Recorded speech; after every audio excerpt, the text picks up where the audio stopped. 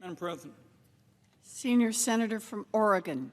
Madam President, public service is about making people's lives better. And here is what is on offer this afternoon to make people's lives better in our country. Reduced health care costs for seniors, reduced carbon emissions, reduced energy costs, and reduced cheating by wealthy tax cheats. That's just a part of what is on offer this afternoon. Let me just briefly touch on each of them. We all know that medicines are way too expensive in our country. People always come back from trips and they say, why is it so much cheaper overseas? It's because these big pharmaceutical companies are under absolutely no restraints to hold down the prices. And that's what we're beginning to change today. What we're beginning to change today is to say, for those seniors who count on Medicare, for the first time, the program that they love, Medicare, is going to have the power to negotiate lower drug prices for them. The fact is, the Senate is lifting a curse with this legislation. That's how seniors feel when they hear that Medicare can't even go to bat for them. And of course, Big Pharma has protected this ban on Medicare negotiating like it was the Holy Grail. Even today, Madam President, they're warning that when we pass this, they're going to try to tie it up in the courts, in the state legislatures, in the agencies. But we're not going to let that happen. And Madam President, the prediction from some independent authorities on medicine have said that because of the compounding benefits of our bill, with more drugs being negotiated on a regular basis, we're looking at the possibility of $1 trillion in savings before too long. Now, if a drug company refuses to negotiate, they're going to face a steep excise tax on the sale of their products until they come to the table. If they're price gouging, if they're raising their prices above the rate of inflation, say for an older drug, they're going to pay a penalty.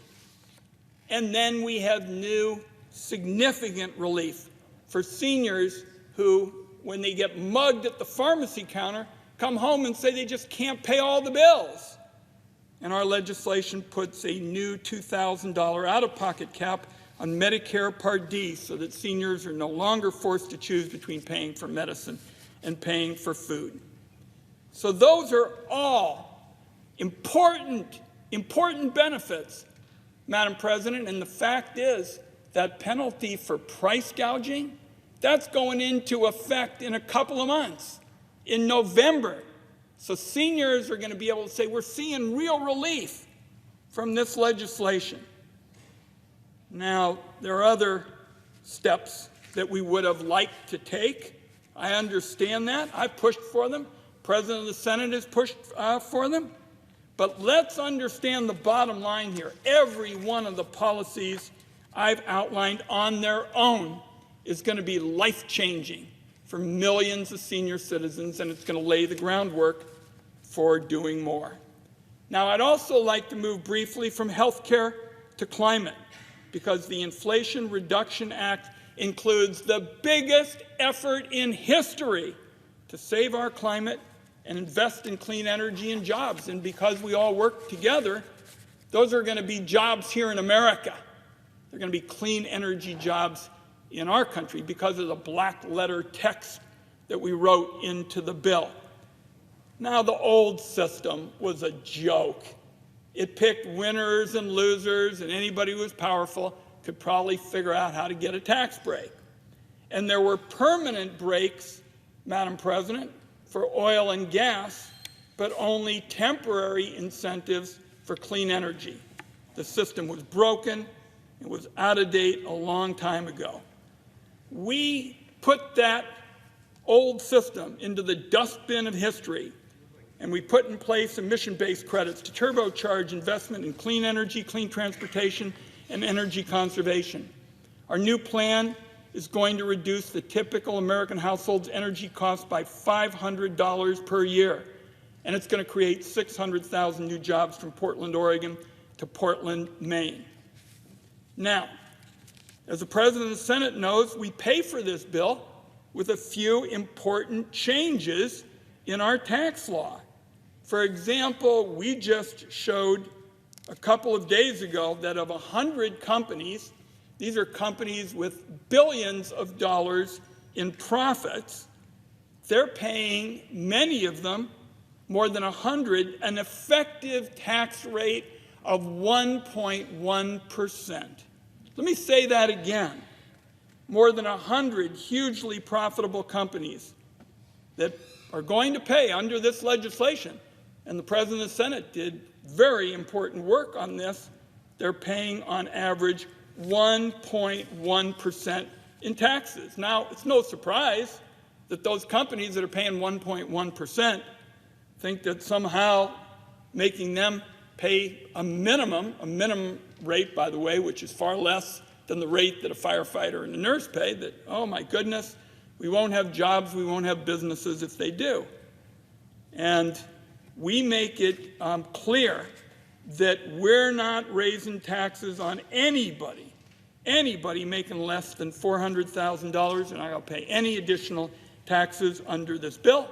I know there's some of our colleagues on the other side who have always subscribed to this trickle-down theory of economics and say that, well, if those at the very top, say those corporations paying 1.1%, actually pay some taxes, that means that nurses and firefighters are going to pay more taxes.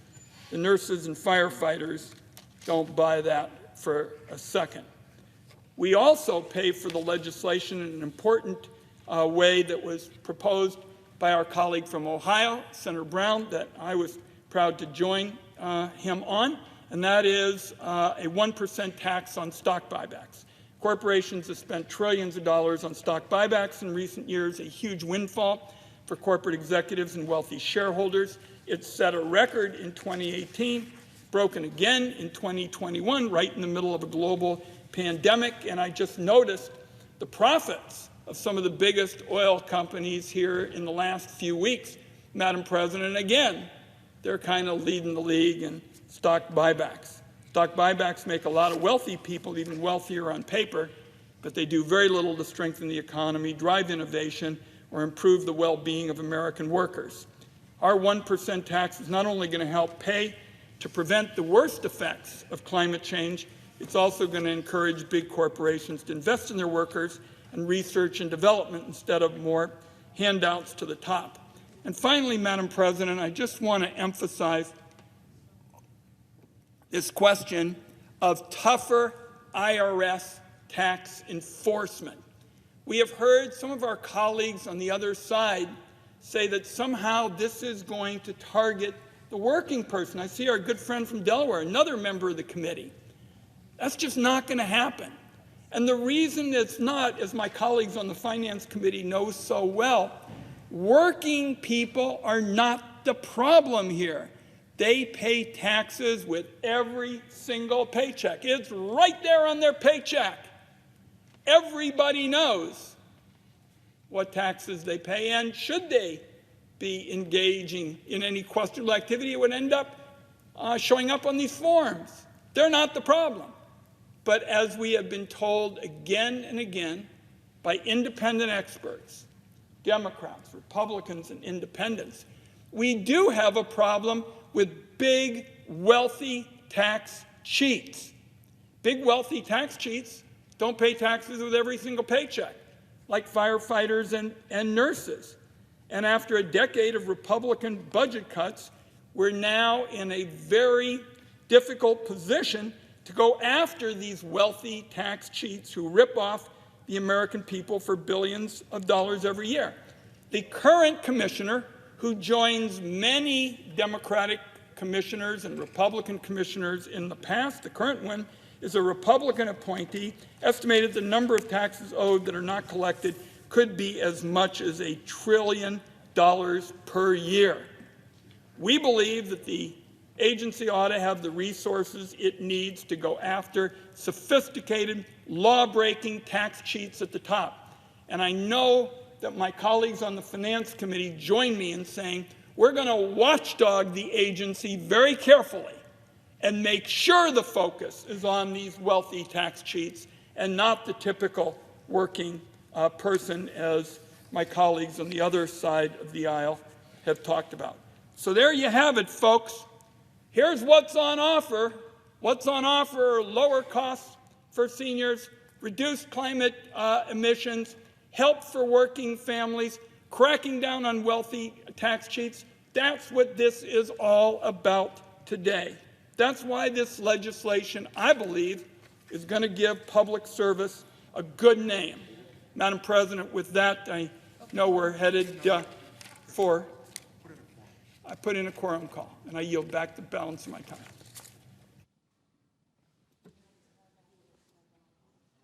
Madam President, I asked that the quorum call be vitiated. I wanted to say 1 minute to respond to what he said. Senator from Delaware. All the good, almost everything that's good that he's just talked about came out of the Finance Committee. Terrific staff work, terrific leadership. Thank you. Thank you. Madam President. The clerk will call the roll. Ms. Baldwin.